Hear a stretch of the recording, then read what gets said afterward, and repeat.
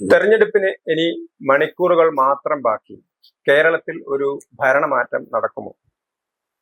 അതോ 10 വർഷമായി ഭരിക്കുന്ന ഇടതുപക്ഷ മുന്നണി ഭരണം തുടരുമോ? മൂന്നാം മുന്നണിയെ രംഗത്തുള്ള BJPക്ക് കാര്യമായ ചലനങ്ങൾ ഉണ്ടാക്കാൻ പറ്റുമോ? UDF പ്രതീക്ഷിക്കുന്നത് തങ്ങൾക്ക് അധികാരത്തിലേക്ക് വരാൻ കഴിയുമെന്നാണ്. എന്നാൽ കഴിഞ്ഞ തെരഞ്ഞെടുപ്പിൽ UDF, അത് തദ്ദേശ തെരഞ്ഞെടുപ്പിലാണെങ്കിലും നിയമസഭാ തെരഞ്ഞെടുപ്പിലാണെങ്കിലും, UDF മേധാവിത്വം ഉണ്ടായിരുന്നത് ന്യൂനപക്ഷങ്ങൾ ശക്തമായ ജില്ലകളിൽ മാത്രമാണ്. കഴിഞ്ഞ തെരഞ്ഞെടുപ്പിൽ UDF ന്യൂനപക്ഷങ്ങൾക്ക് മേധാവിത്വം ഉണ്ടായിരുന്ന 6 ജില്ലകളിൽ നിന്ന് 30 സീറ്റ് കിട്ടിയ സമയത്ത് മറ്റ് 8 ജില്ലകളിൽ നിന്ന് 11 സീറ്റ് മാത്രമാണ് കിട്ടിയത്. ഈ ഒരു പശ്ചാത്തലത്തിൽ എത്രത്തോളം UDF മുന്നോട്ട് വരാൻ കഴിയും? ഈ വിഷയം ചർച്ച ചെയ്യുന്നത് കേന്ദ്ര സർവകലാശാല മുൻ പ്രോ വൈസ് ചാൻസലറും രാഷ്ട്രീയ നിരീക്ഷകനുമായ ഡോക്ടർ K ജയപ്രസാദാണ്. നമസ്തേ. എങ്ങനെ വന്നാലും അധികാരത്തിൽ വരുമെന്നാണ് UDF പ്രതീക്ഷിക്കുന്നത്. പക്ഷെ UDF കണക്കുകൾ വെച്ച് നോക്കുന്ന സമയത്ത് അതിനുള്ള സാധ്യതകളുണ്ടോ? ഒരു ഭരണവിരുദ്ധ വികാരം കൊണ്ട് മാത്രം UDF അധികാരത്തിലെത്താൻ കഴിയും? കഴിഞ്ഞ 20 വർഷത്തെ കേരള ചരിത്രം നമ്മൾ പരിശോധിച്ചു കഴിഞ്ഞാൽ, നമ്മുടെ മുന്നണി രാഷ്ട്രീയത്തിന്റെ ചരിത്രം പരിശോധിച്ചു കഴിഞ്ഞാൽ, നിയമസഭയിലേക്ക് 4 തെരഞ്ഞെടുപ്പുകൾ നടത്തുകയുണ്ടായി. അതിൽ 3 തെരഞ്ഞെടുപ്പിലും LDF ആണ് വിജയിച്ചത്. ഒരു തെരഞ്ഞെടുപ്പിൽ മാത്രമാണ് UDF വിജയിച്ചത്. അതും നാമമാത്രമായ ഭൂരിപക്ഷത്തിൽ. അത് 72 സീറ്റ് വാങ്ങിയിട്ട് 2011 മുതൽ ഞാൻ 20 വർഷത്തെ കേരള ചരിത്രം നമ്മൾ നോക്കിയാൽ 2006 മുതലുള്ള 4 നിയമസഭാ തെരഞ്ഞെടുപ്പുകളിൽ ഇതുവരെ നടന്ന 4 തെരഞ്ഞെടുപ്പിൽ 2006 അത് 11 UDF ജയിക്കുന്നു, 6 LDF ജയിക്കുന്നു, 16 24 3 തെരഞ്ഞെടുപ്പുകളിൽ ജയിച്ചത് LDF ആണ്. അത് ഈ തുടർഭരണം വന്നതുകൊണ്ട് അല്ലല്ല, ഞാൻ തുടർഭരണത്തിന് മുന്നേയുള്ള ചരിത്രം പറഞ്ഞത്. കാരണം കേരളത്തിന്റെ UDF 2001 UDF കേരള ചരിത്രത്തിൽ വൻ വിജയം നേടിയത്. അതിനുശേഷം നടന്ന തെരഞ്ഞെടുപ്പുകളിലൊന്നും തന്നെ UDF കാര്യമായ നേട്ടമുണ്ടാക്കാൻ കഴിഞ്ഞില്ല.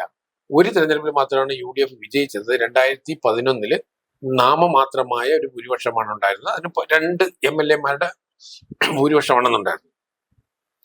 ഞാനിത് ബാക്ക്ഗ്രൗണ്ട് പറയാൻ കാരണം, ഈ തെരഞ്ഞെടുപ്പിൽ കോൺഗ്രസിന് ഒരു സാധ്യത ഉണ്ടാകണമെങ്കിൽ അതിന് സംഘടനാപരമായ ഒരു ശക്തി ഉണ്ടാകണം.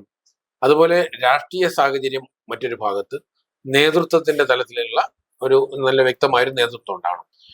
ഇപ്പൊ കോൺഗ്രസിന്റെ പരിമിതി എന്ന് പറയുന്നത് സംഘടനാപരമായി ഏറ്റവും കൂടുതൽ ദൗർബല്യം, നേതൃത്വ തലത്തില് ഗ്രൂപ്പ് വഴക്കിന്റെ പാരമ്യത്തിൽ നിൽക്കുന്ന ഒരു അവസ്ഥയിലാണ്.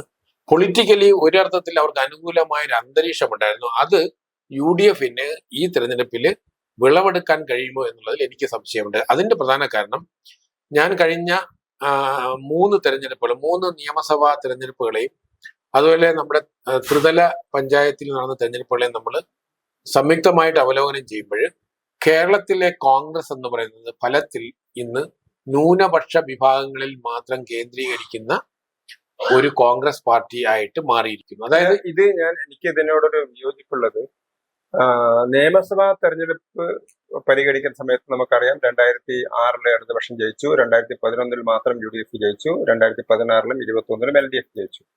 പക്ഷെ നമ്മൾ ലോക്സഭാ തെരഞ്ഞെടുപ്പിന്റെ കാര്യങ്ങൾ എടുത്തു നോക്കും. കഴിഞ്ഞ 2 ലോക്സഭാ തെരഞ്ഞെടുപ്പിനായി 2019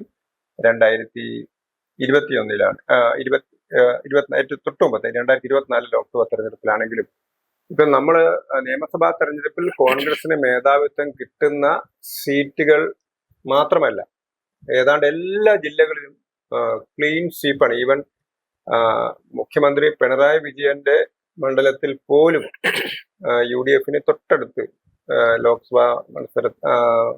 ലോക്സഭാ തെരഞ്ഞെടുപ്പിൽ ആ നിയമസഭാ സെഗ്മെന്റിൽ തൊട്ടടുത്ത് വരെ എത്താൻ കഴിഞ്ഞിട്ടുണ്ട്. അപ്പം UDF ഒരു ജനസ്വാധീനത്തെ നമുക്ക് അങ്ങനെ വില കുറച്ച് കാണാൻ കഴിയും. അല്ല, അവിടെയാണ് നമ്മൾ ഈ വിഷയത്തിൽ അകത്തിറങ്ങി നോക്കുമ്പോഴും ലോകസഭയിലെ കേരളത്തിലെ വോട്ടിംഗ് പാറ്റേൺ UDF ശക്തിയല്ല, മറിച്ച് നരേന്ദ്രമോദി ഫാക്ടർ, നരേന്ദ്രമോദിക്കെതിരായ എല്ലാ വിഭാഗത്തിന്റെയും വോട്ടുകൾ, വിശേഷിച്ച് ന്യൂനപക്ഷ വിഭാഗങ്ങളുടെയും ഇടതുപക്ഷത്തിന്റെയും വോട്ട് ഒരു ഭാഗത്തേക്ക് കേന്ദ്രീകരിക്കുന്നത് കൊണ്ടാണ് ലോകസഭയിൽ കോൺഗ്രസിന് വലിയ വിജയമുണ്ടാകുന്നത്. അത് കോൺഗ്രസിന്റെ സംഘടനാപരമായ മികവല്ല, BJPക്കെതിരായ കേരളത്തിലെ ഒരു പൊതുവികാരമാണ്. അത് കേരളത്തിലെ ന്യൂനപക്ഷ കേന്ദ്രീകൃതമായ രാഷ്ട്രീയ വ്യവസ്ഥയിൽ ഇടതുപക്ഷം കൂടെ ചിട്ടപ്പെടുത്തിയ ഒരു വൈകാരിക അവസ്ഥയാണ്. അതുകൊണ്ട് എല്ലാ ദേശീയ സർവേയിലും ഈ 2025 നടന്നതിലും പ്രധാനമന്ത്രി സ്ഥാനാർത്ഥിയായിട്ട് മൃഗീയ ഭൂരിപക്ഷത്തിൽ ഇപ്പോഴും രാഹുൽ ഗാന്ധിക്കാണ് കേരളത്തിൽ. അല്ല, ഇപ്പൊ ഞാൻ എനിക്കൊരു കൗണ്ടർ. ഇപ്പൊ ഉദാഹരണത്തിന് കണ്ണൂർ ലോക്സഭാ സീറ്റ്, അവിടെ BJP ഒരു ശക്തിയേ അല്ല. അപ്പം എങ്ങനെയാണ് ഇടതുപക്ഷം പിന്നെ എന്തിനാണ് കോൺഗ്രസിൽ വോട്ട് ചെയ്യാൻ പോകുന്നത്? അപ്പം മുഖ്യമന്ത്രി പിണറായി വിജയൻ 40,000-ഓളം വോട്ടിന്റെ ഭൂരിപക്ഷമുള്ള നിയോജകമണ്ഡലത്തിൽ ഏതാനും ആയിരങ്ങൾക്ക് പിറകിൽ മാത്രമാണ് എത്തിയിരിക്കുന്നത്. UDF അത്രയും എത്തിക്കഴിഞ്ഞു ലോക്സഭാ തെരഞ്ഞെടുപ്പിൽ. അപ്പം BJPയെ തോൽപ്പിക്കാനാണ് ഈ കൂടുന്നതെങ്കിൽ BJPക്ക് തീരെ ഗണ്യമായ, ഉദാഹരണം തിരുവനന്തപുരം ലോക്സഭാ സീറ്റ്, അല്ലെങ്കിൽ ആറ്റിങ്ങൽ ലോക്സഭാ സീറ്റ്, അവിടെയൊക്കെ BJPക്ക്, അല്ലെങ്കിൽ തൃശ്ശൂർ ഒരു സാധ്യത, അല്ലെങ്കിൽ പാലക്കാട് BJP ഒരു ഫോർമഡബിൾ ഫോഴ്സാണ്. അങ്ങനെയൊന്നല്ലാത്ത കണ്ണൂരിൽ എന്തുകൊണ്ടാണ് കണ്ണൂരിൽ CPM-ന് പരമ്പരാഗതമായി വോട്ട് ചെയ്തിരുന്ന ആളുകളൊക്കെ തന്നെ ലോക്സഭാ തെരഞ്ഞെടുപ്പിൽ കോൺഗ്രസിന് വോട്ട് ചെയ്യുന്നുണ്ടല്ലോ? അതിന്റെ പ്രധാന കാരണം നമ്മളിപ്പോ കേരളത്തിൽ 47% ന്യൂനപക്ഷ വിഭാഗങ്ങളാണ്. ഈ 47% ന്യൂനപക്ഷ വിഭാഗങ്ങളും മറ്റ് സംസ്ഥാനങ്ങളിൽ നിന്ന് വ്യത്യസ്തമായിട്ട് അവർ വളരെ പൊളിറ്റിക്കലി ഓർഗനൈസ്ഡ് ആണ്, സംഘടനാപരമായി ഓർഗനൈസ്ഡ് ആണ്. മാത്രമല്ല ഇന്ത്യയിലെ മുഴുവൻ തന്നെ ക്രിസ്ത്യൻ സമൂഹത്തിന്റെ മതപരിവർത്തനം ഉൾപ്പെടെയുള്ള മേഖലയിലെല്ലാം പ്രവർത്തിക്കുന്ന കേരളത്തിലെ ആൾക്കാരാണ്. അപ്പൊ അതുകൊണ്ട് തന്നെ BJP ഭരണം വരാതിരിക്കുന്നതിന് വേണ്ടിയിട്ടുള്ള ഒരു വലിയ വിശാല കൂട്ടായ്മ 2014 മുതൽ കേരളത്തിലുണ്ടാകുന്നു. അപ്പൊ നമ്മൾ ഓരോ ലോക്സഭാ തെരഞ്ഞെടുപ്പ് കഴിഞ്ഞിട്ടും തൊട്ടടുത്ത് വരുന്ന നിയമസഭാ തെരഞ്ഞെടുപ്പിൽ, അതായത് 50% വോട്ടിന്റെ വർധനമാണ് ഇടതുപക്ഷ സ്ഥാനാർത്ഥിക്ക് ഉണ്ടാകുന്നത്. വീണ്ടും എന്റെ വിയോജിപ്പ്, 85%-ഓളം ഹിന്ദുക്കളുള്ള മണ്ഡലമാണ് കണ്ണൂർ ജില്ലയിലെ CPM കേന്ദ്രങ്ങൾ. ആ CPM കേന്ദ്രങ്ങളിലാണ്, അതായത് ന്യൂനപക്ഷങ്ങളില്ലാത്ത, അല്ലെങ്കിൽ ന്യൂനപക്ഷങ്ങൾ ഗണ്യമായ ശക്തി അല്ലാത്ത ഹിന്ദുക്കൾ ഭൂരിപക്ഷമുള്ള CPM-ന്റെ കേന്ദ്രങ്ങളിൽ പോലും അവർക്ക് ലോക്സഭ. അല്ല, അതിന്റെ പ്രധാന കാരണം ഇടതുപക്ഷം കേന്ദ്രത്തിൽ അധികാരത്തിൽ വരാൻ കഴിയില്ല. അപ്പൊ കേന്ദ്രത്തില് കോൺഗ്രസിന് മാത്രമേ കഴിയുള്ളൂ എന്നുള്ള ബോധവും, നമ്മൾ പറഞ്ഞ കണ്ണൂർ ഉൾപ്പെടെയുള്ള എല്ലാ ജില്ലയും, കണ്ണൂർ ജില്ലയിൽ 30% മുസ്ലിങ്ങളുള്ള ഒരു ജില്ലയാണ് കണ്ണൂർ ജില്ലയിൽ. നമ്മൾ ലോകസഭ എന്ന് പറഞ്ഞാൽ 7 മണ്ഡലങ്ങൾ ഉൾക്കൊള്ളുന്ന ഒരു നിയോജക മണ്ഡലത്തിൽ 7 അസംബ്ലി സെഗ്മെന്റുകൾ ഉണ്ടെന്ന് ഓർക്കണം. കണ്ണൂരിലെ ജനസംഖ്യയിൽ ഏതാണ്ട് 30%-ഓളം മുസ്ലിം വിഭാഗങ്ങളും അതുപോലെ ക്രിസ്ത്യൻ വിഭാഗങ്ങളും, 3-4 നിയോജക മണ്ഡലം ക്രിസ്ത്യൻ വിഭാഗങ്ങൾക്ക്, അത് നമ്മളിപ്പോ ഇരിക്കൂർ, പേരാവൂർ തുടങ്ങിയ മണ്ഡലങ്ങളൊക്കെ ക്രിസ്ത്യൻ വിഭാഗങ്ങൾക്ക് സ്വാധീനമുണ്ട്.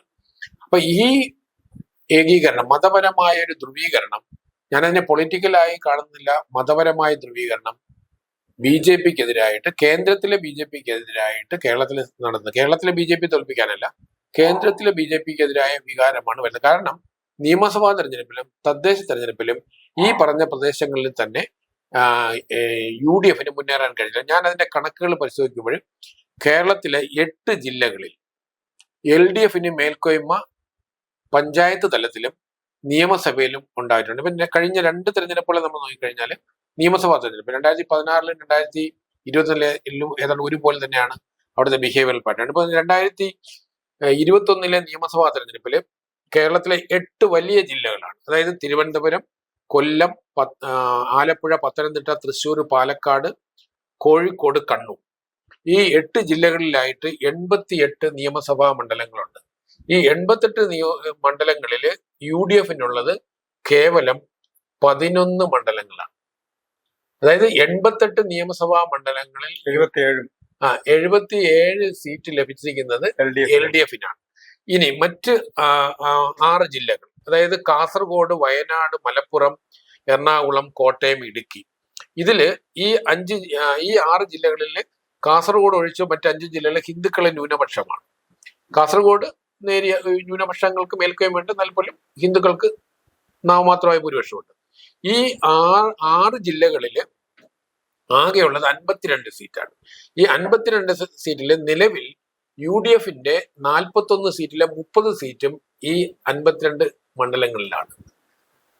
അപ്പം കോൺഗ്രസിന്റെ ശക്തി കേന്ദ്രം എന്ന് പറയുന്നത് കേവലം 5-6 ജില്ലകളിൽ ഒതുങ്ങുന്നു. ഇത് ഒരു തെരഞ്ഞെടുപ്പിൽ 2011-ന് ശേഷമുള്ള തെരഞ്ഞെടുപ്പുകൾ നമ്മൾ പരിശോധിച്ചു കഴിഞ്ഞാൽ ഈ പ്രതിഭാസം കാണാം. വിശേഷിച്ചും 14-ന് ശേഷം നടന്ന തദ്ദേശ തെരഞ്ഞെടുപ്പിലും നിയമസഭാ തെരഞ്ഞെടുപ്പിലും ഈ തരത്തിലാണ് നമ്മുടെ വോട്ടിംഗ് പാറ്റേൺ ഉണ്ടായിരിക്കുന്നത്. അപ്പൊ ഈ തെരഞ്ഞെടുപ്പിൽ ഞാൻ UDF-ന് കാണുന്ന ഏറ്റവും വലിയ പോരായ്മ എന്ന് പറയുന്നത്, ന്യൂനപക്ഷ കേന്ദ്രീകരണം ഒരർത്ഥത്തിൽ UDF-ന് ഏറ്റവും വലിയ കരുത്താണ് കേരളത്തിൽ. അത് തന്നെയാണ് UDFന്റെ ഭരണത്തിലേക്ക് വരാനുള്ള വിലങ്ങ് തടിയും. അതായത് മറ്റ് ജില്ലകളിൽ UDFന് ആ തരത്തിൽ മുന്നേറ്റം വരാൻ കഴിയില്ല. ഇതൊരു ഭാഗത്ത് നിൽക്കുമ്പോഴാണ് നമ്മൾ ഇനി കുറച്ചുകൂടി നമ്മൾ അകത്തേക്ക് പോകുമ്പോൾ ഇതിപ്പോ ഒരു കൗണ്ടർ പോളറൈസേഷൻ ആണോ? കൗണ്ടർ പോളറൈസേഷൻ അങ്ങനെ മതപരമായി നടക്കുന്നില്ലെങ്കിൽ അതിന് വേറൊരു തലത്തിൽ നടക്കുന്നു. അതായത് ഞാൻ നേരത്തെ സൂചിപ്പിച്ച 8 ജില്ലകളിലെ 6 ജില്ലകളിൽ BJPക്ക് കഴിഞ്ഞ അവസാനം നടന്ന തദ്ദേശ തെരഞ്ഞെടുപ്പിലും ഏതാണ്ട് 20 മുതൽ 26% വരെ വോട്ടുണ്ട്. അതായത് തിരുവനന്തപുരം, കൊല്ലം, പത്തനംതിട്ട, ആലപ്പുഴ, തൃശ്ശൂർ, പാലക്കാട്, കോഴിക്കോടും കണ്ണൂരുമാണ് BJPക്ക് താരതമ്യേന 13-12% വോട്ട് ലഭിച്ചത്. അതായത് 13 24 സീറ്റ് ഒഴിവാക്കി നിർത്തിയല്ലേ 88-ൽ അല്ലെ? അല്ലല്ല, ഞാൻ പറഞ്ഞ 88 ജില്ലകളിൽ, അതെ.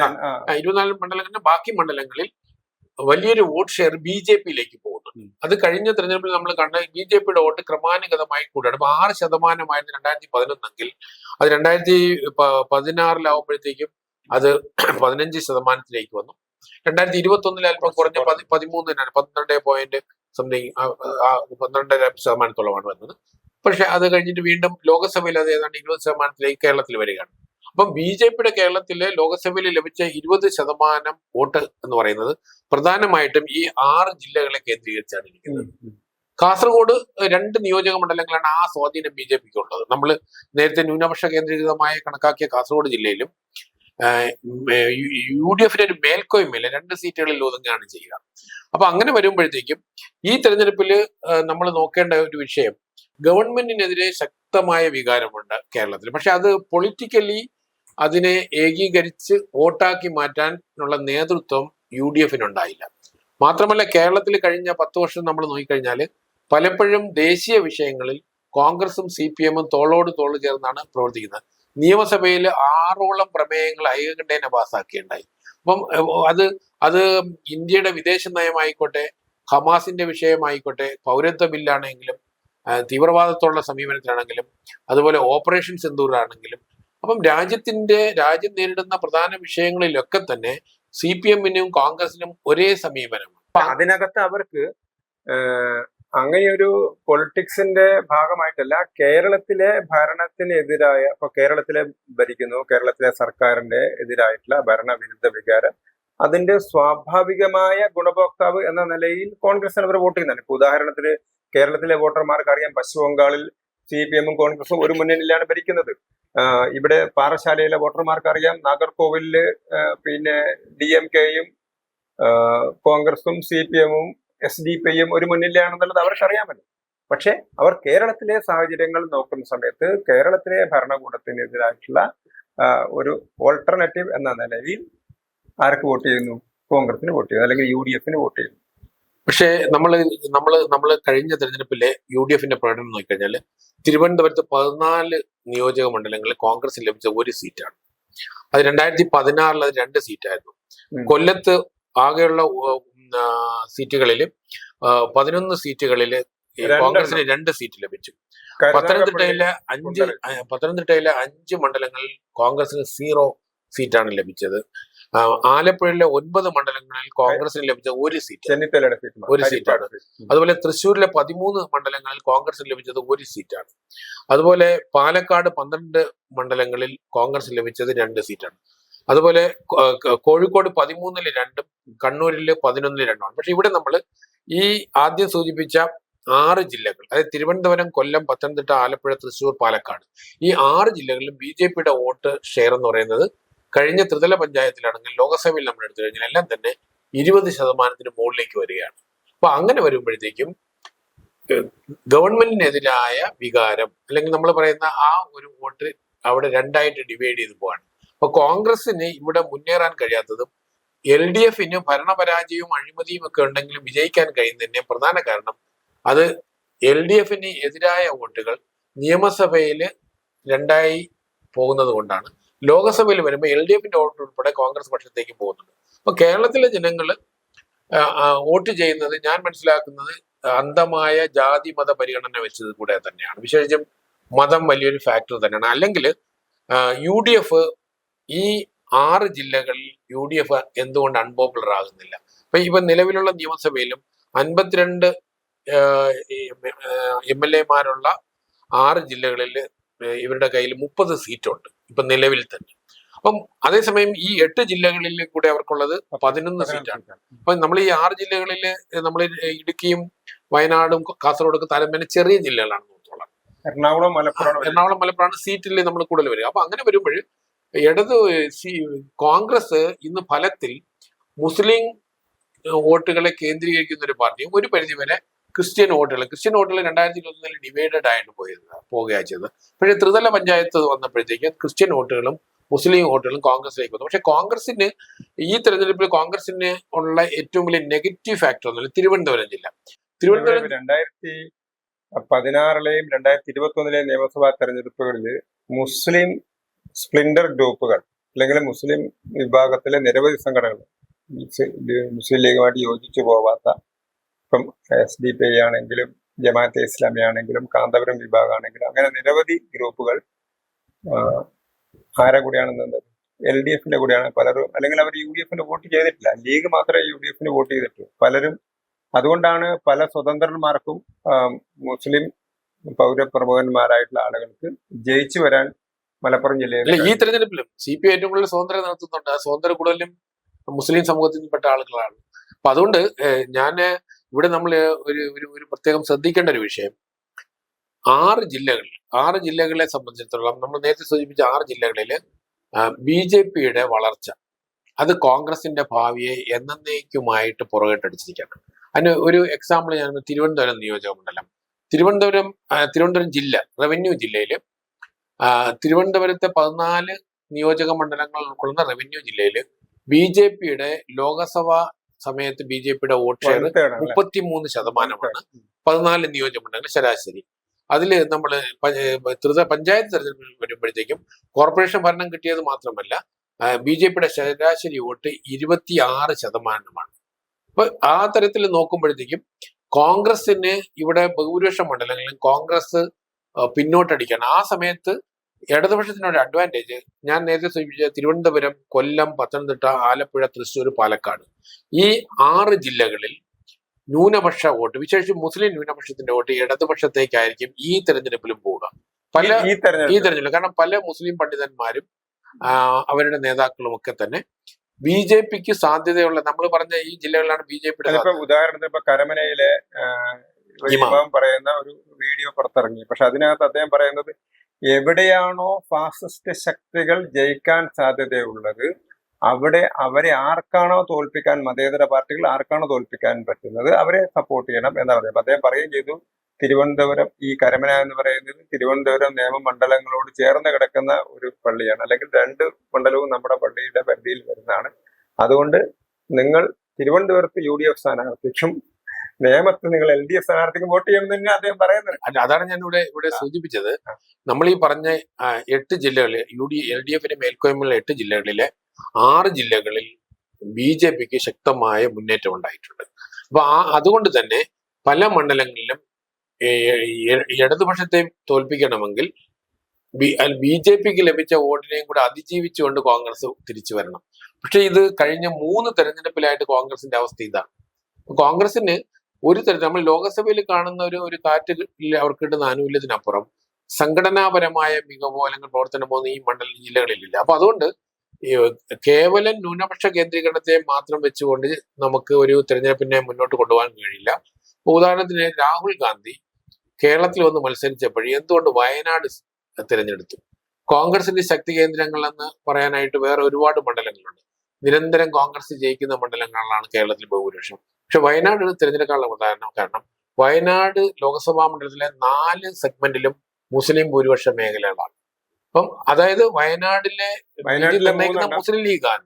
ഫലത്തിൽ വയനാട്ടിലെ ലോക്സഭാ മണ്ഡലത്തിന്റെ വിധി നിർണ്ണയിക്കുന്നതും മുസ്ലിം ലീഗ് തന്നെയാണ്. വയനാടാണെങ്കിൽ വയനാട്ടിലെ 3 മണ്ഡലങ്ങൾ മാത്രമേ ഉള്ളൂ. ഒന്ന് കോഴിക്കോട് ജില്ലയിലെ തിരുവമ്പാടി, ബാക്കി 3 ആ മൂന്ന് മണ്ഡലങ്ങളെ സംബന്ധിച്ചിട്ടും ഏതാണ്ട് 33-45% മുസ്ലിം വോട്ടുണ്ട്. ആ 3 വയനാടില് നമ്മൾ പറയുന്ന വയനാട്ടിൽ അവിടെയും 30% മുകളിൽ വോട്ടുണ്ട്. അതായത് പാലക്കാടും വയനാടും കണ്ണൂരും ഒക്കെ മുസ്ലിം സമൂഹത്തിന് 30% വോട്ട് ആൾറെഡി നിലവിലുള്ളതാണ്.